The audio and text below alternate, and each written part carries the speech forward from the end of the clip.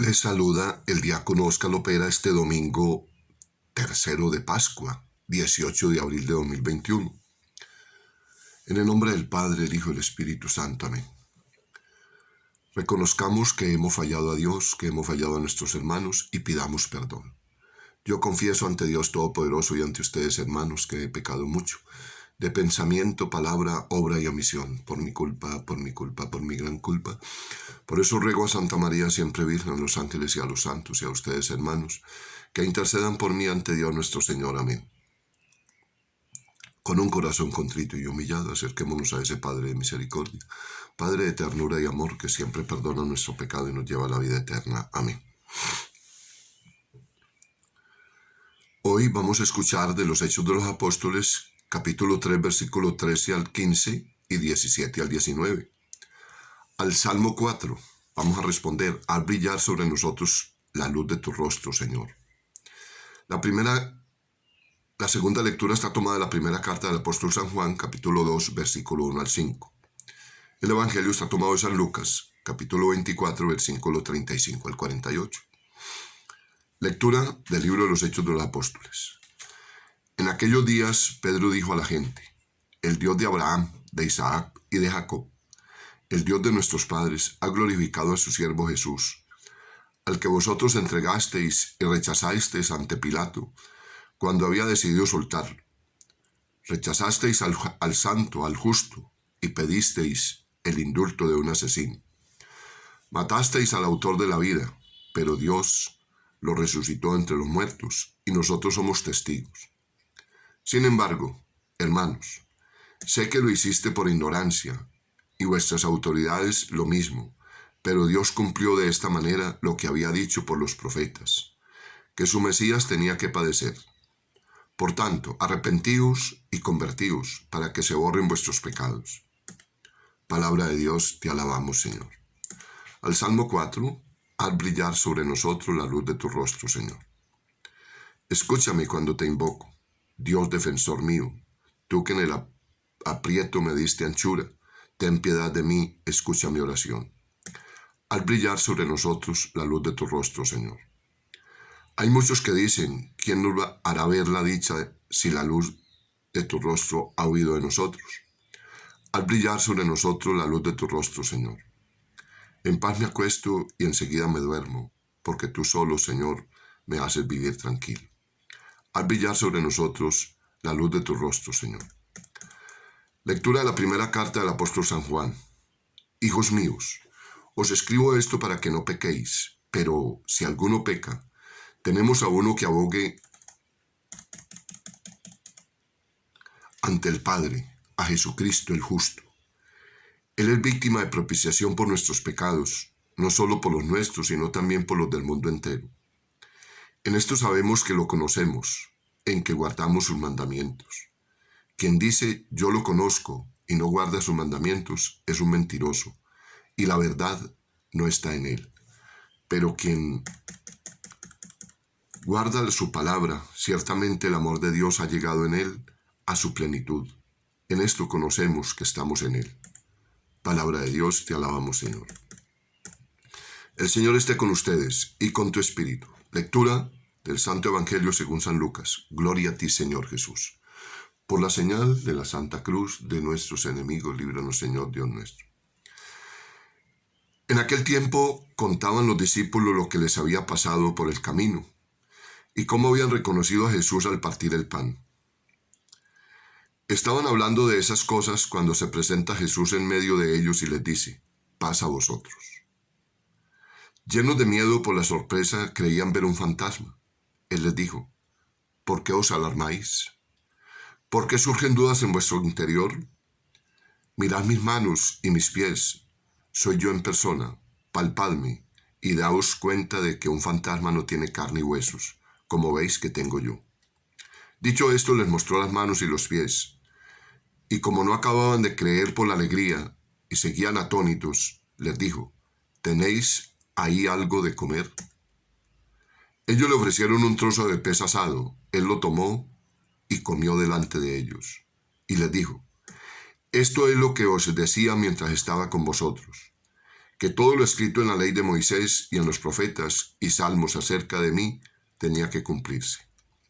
Entonces les abrió el entendimiento para comprender las escrituras y añadió: así estaba escrito, el Mesías padecerá, resucitará entre los muertos al tercer día, y en su nombre se predicará la conversión y el perdón de los pecados a todos los pueblos, comenzando por Jerusalén. Vosotros sois testigos de esto. Palabra del Señor, gloria a ti, Señor Jesús. Jesús, si hoy se nos presentara a nosotros resucitado como a los apóstoles, ¿cuántas preguntas de dudas nos haría que tenemos en nuestro corazón? Es sorprendente, porque quizás muchos decimos que amamos a Dios y que lo seguimos y que somos fieles, pero mientras no pase nada en nuestra vida, mientras no tengamos que jurar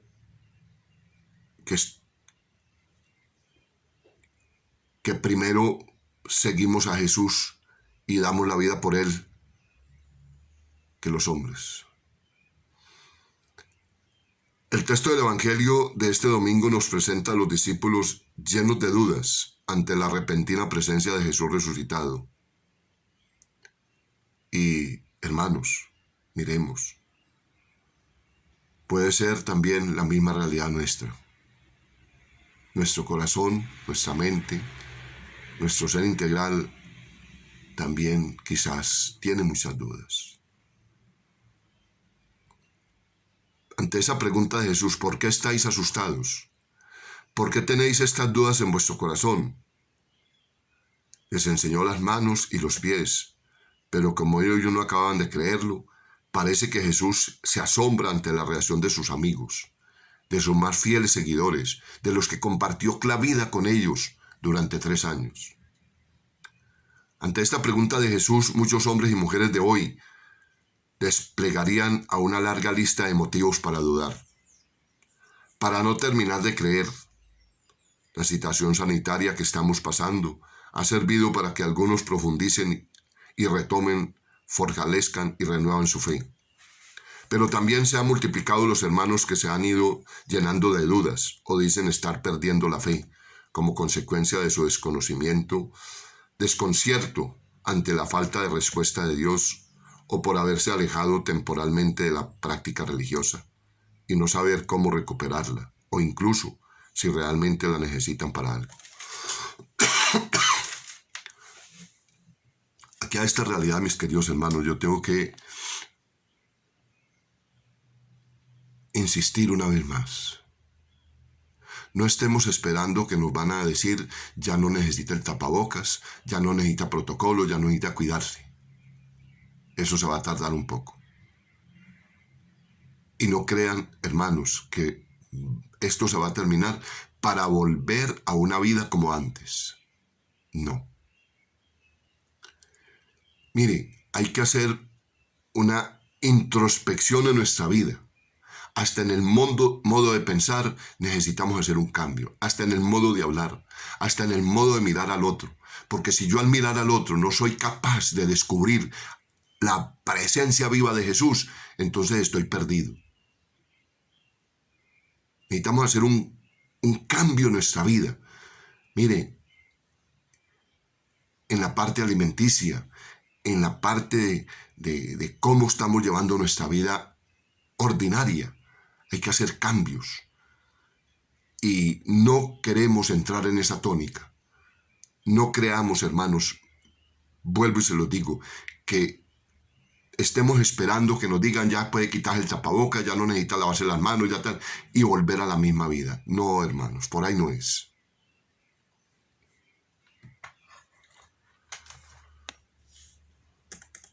Ciertamente que ya pasaron los tiempos de creer a ciegas, el haber sentado en un trono a la razón y la ciencia, y el no ser ya, si es que alguna vez lo fue, la fe algo generalizado en el ambiente social, e incluso que se mire con recelo, sospecha y hasta rechazo a quienes se dicen llamar creyentes, el haber confundido las prácticas religiosas y las tradiciones sociales con la auténtica fe. Han puesto las cosas más difíciles a eso de ser creyentes. El escepticismo, la incredulidad, la desconfianza, las dudas respecto a la identidad de aquel que se les aparecía, son rasgos del camino lento y fatigoso que irán conduciendo a los apóstoles hacia la fe. La realidad de la resurrección les parecía demasiado bella como para ser verdad. A veces los apóstoles tuvieron la impresión de tener delante a un fantasma. Otras veces, como en el lago de Tiberíades, no reconocieron en el resucitado al Maestro al que había seguido por los caminos de Palestina. O aquellos dos de Emaús del Evangelio de hoy, que no se dieron cuenta de quién era aquel peregrino hasta la fracción del pan, incluso después de su última manifestación antes de la ascensión sobre un monte de Galilea, nos cuenta el Evangelio de Mateo. Algunos dudaron.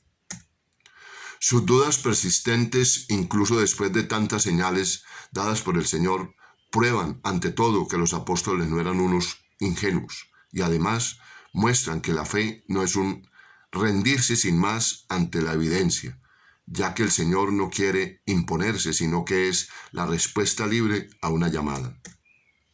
Existen razones respetables para rechazarla, y el hecho de que haya incrédulos prueba que Dios actúa de manera muy discreta, que respeta la libertad humana. Por eso lo primero,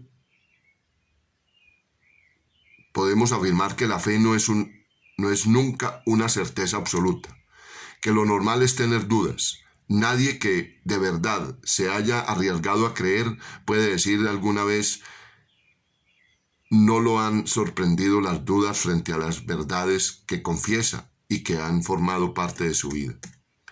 Según vamos avanzando en la vida y vamos acumulando experiencias, aparecen unas dudas y otras. La biografía de grandes creyentes de nuestra historia así nos lo muestra.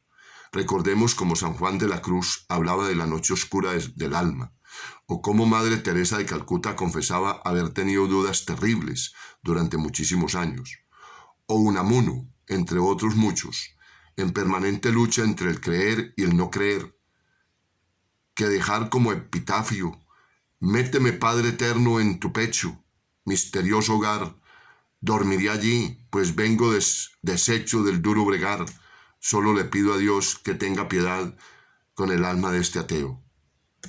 Entonces, las dudas no se pueden confundir con la falta de fe. La acompañan y empujan a madurar y a buscar. Solo quien duda avanza. No pocas veces el problema está más bien en nuestras falsas ideas y expectativas sobre Dios, como los de Emaús. Es que nosotros esperábamos, creíamos, y resulta que la cosa se les había quedado en nada. En segundo lugar, no todas las dudas tienen el mismo peso. Hay dudas sobre aspectos centrales y esenciales de la fe y otras que no. Por ejemplo, dudar de la resurrección del Señor, de que Él esté vivo en medio de nosotros o de su presencia en la Eucaristía o las verdades recogidas en el credo son cuestiones fundamentales. Pero no es raro que el problema esté más bien en las explicaciones que nos dieron o en el lenguaje utilizado, que tal vez ya no nos valen. Hay cristianos que pretenden que las catequesis que recibieron en su infancia o las explicaciones más o menos acertadas de las homilías o de un cura o catequista en concreto tienen que valerles para siempre y para todo, y también decir que no pocos confunden sus dudas sobre la Iglesia, la moral o ciertas tradiciones con la propia fe. Quiero recoger apenas algunas sencillas pistas que podemos aprovechar de los relatos de San Lucas. Hablar de estas cosas. Jesús se hace presente cuando sus discípulos se están contando mutuamente sus experiencias. Estas cosas no sus ideas. Dialogan, contrastan, reflexionan e interpretan lo que ha pasado. Comparten, expresan lo que no entienden. Buscan juntos. La fe cristiana es comunitaria. Y en estos tiempos es muy conveniente buscar a alguien experimentado que nos acompañe en nuestros caminos de fe. La paz del resucitado, cuando las cosas están confusas, Cuando hay miedos, cuando perdemos las referencias, la presencia del resucitado pacifica, aunque también nos puede dejar inquietos. Es un signo de que Él anda por medio y nos permite identificar. Me gusta decir que Dios no nos saca las castañas del fuego, como esperaban los dos de Maús y tantos otros, sino que nos ayuda a no quemarnos con las castañas, a enfrentar las dificultades sin venirnos abajo. Es necesario, por tanto, dirigirnos a Él para pedirle la paz, la sinceridad, la luz que necesitamos. Los sacramentos son medios especialmente favorables para encontrar la luz, fuerza y paz. A Jesús le gusta hacerse presente en medio de nuestras cosas cotidianas. ¿Tenéis algo de comer? Ellos le ofrecieron un trozo de pescado, de pez asado. Con demasiada frecuencia nuestra oración no intenta descubrir a Jesús o invitarle a nuestras cosas de cada día. Comer, trabajar, compartir, la amistad y los diálogos. La oración y la vida cotidiana andan demasiado a menudo por cauces distintos. Por eso invita a los discípulos a ir a Galilea, donde compartieron la vida. Allí me veréis. Comprender las Escrituras. Lucas insiste en que no podemos entender a Jesús si desconocemos las Escrituras. No se trata solo, aunque también ayuda, de tener unos mínimos conocimientos de su lectura e interpretación. Esta es tarea pendiente de buena parte de los cristianos, sino de aprender a poner en relación lo que estamos viviendo con la palabra escrita. Aquello que dice tan bellamente un salmo: lámpara es tu palabra, Señor, para mis pasos, luz en mi sendero. Muchos de nosotros tendremos que seguir creyendo a tientas, entre dudas y búsquedas permanentes, pero sin asustarnos ni huir de ellas. Y si acaso gritaremos como aquel padre que pedía la curación de su hijo: creo, Señor, pero aumenta mi fe. Y tenemos pues la liturgia de la palabra y la reflexión para este tercer domingo de Pascua, que está muy interesante. Muy interesante para que a la luz de esta palabra nosotros también nos cuestionemos. Verdaderamente es una convicción ya en mi interior, en mi mente, en mi razón, que Jesús resucitó y vive en mí, en mi comunidad. El Señor les bendice. En el nombre del Padre, del Hijo y del Espíritu Santo. Amén. Dios los bendiga. Feliz tarde de domingo. San José y la Virgen los acompañen.